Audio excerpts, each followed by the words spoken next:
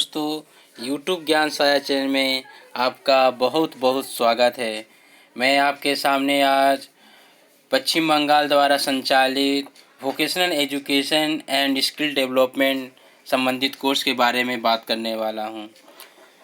जैसे कि जो वोकेशनल एजुकेशन पश्चिम बंगाल सरकार के द्वारा चलाई जाती है, एक आपका 8 के बाद होता है, दूसरा आपका 10th के बाद होता है। तो 10th के बाद जो आपका वोकेशनल एजुकेशन होता है ये 2 साल का होता है। और इस 2 साल में आपका सिलेबस क्या है, क्या इसकी खासियत है, आइए हम इसके विस्तार के बारे में मैंने विकिपीडिया गूगल के द्वारा इसे डाउनलोड किया है, जिसे मैं आपके साथ साझा कर रहा हूँ। Paschim Bangal state council of technical and vocational education and skill development लेख को सत्यापन के लिए अतिरिक्त उदाहरणों की आवश्यकता है और अधिक जानें। पश्चिम बंगाल राज्य तकनीकी और व्यावसायिक शिक्षा और कौशल विकास परिषद, जिसे व्यावसायिक शिक्षा और प्रशिक्षण के तत्कालीन पश्चिम बंगाल राज्य परिषद जिसे संचालित करती है, और पश्चिम बंगाल राज्य के तहत एक वैधानिक निकाय है जो प्रशासन और पश्चिम बंगाल में व्यावसायिक पाठ्यक्रमों की जांच करता है। पाठ्यक्रम उच्च माध्यमिक स्कूलों और पॉलिटेक्निक्स जैसे विभिन्न संबद्ध संस्थानों से प्रदान किए जाते हैं।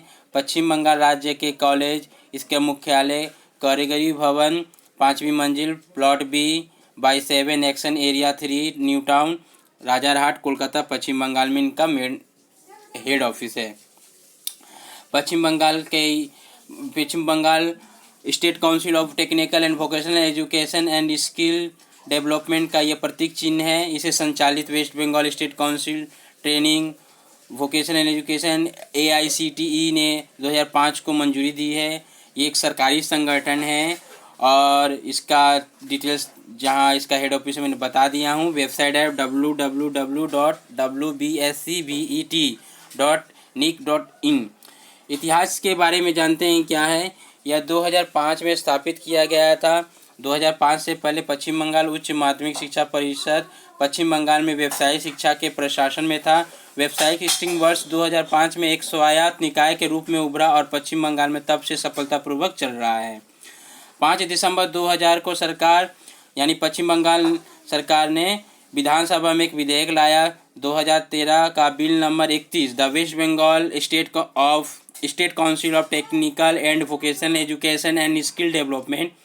यह विधेयक 15 जुलाई 2015 को विधानसभा में पारित किया गया था और पश्चिम बंगाल राज्य परिषद के विलय से 2013 के पश्चिम बंगाल अधिनियम 26 के तहत पश्चिम बंगाल राज्य तकनीकी और व्यावसायिक शिक्षा और कौशल विकास परिषद के नाम से एक नई परिषद का गठन किया गया था।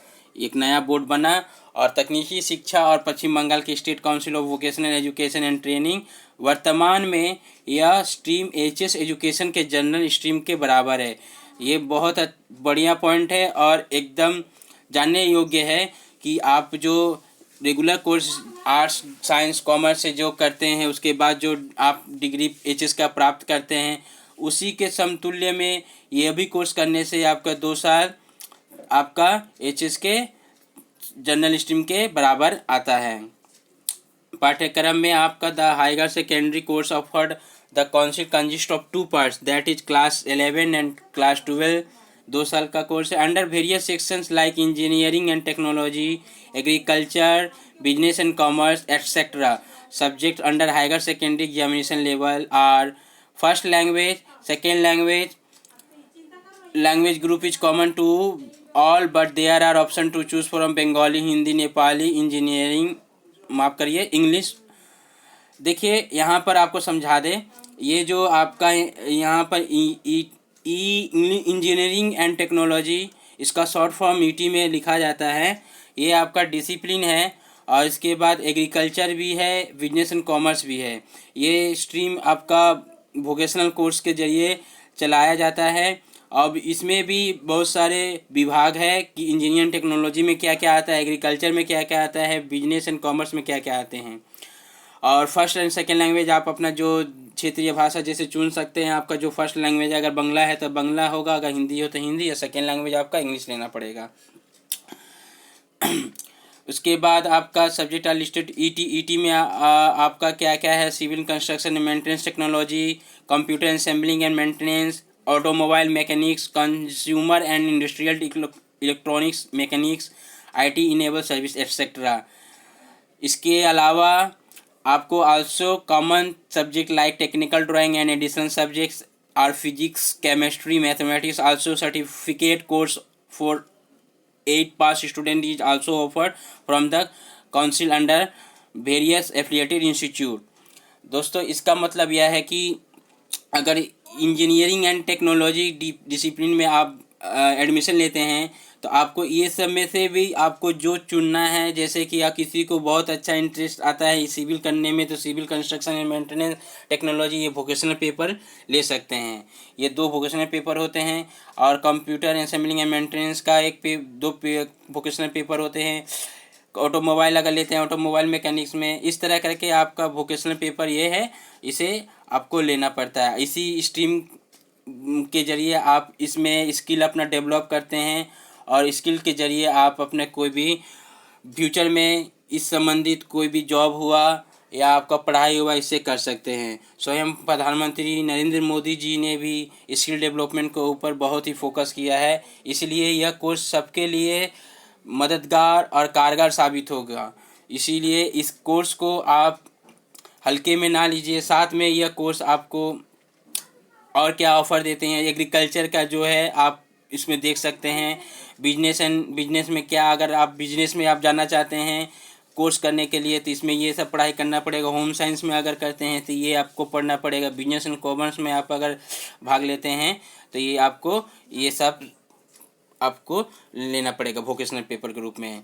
ये सब है। इसके अलावा जो इसका फ़ायदा है, सबसे अच्छा फ़ायदा देखिए, अगर जो भी स्टूडेंट वोकेशनल करते हैं 2 साल के बाद आप सीधा डिप्लोमा करते हैं सेकेंड ईयर में एडमिशन लेकर, ना कि आपको फर्स्ट ईयर में।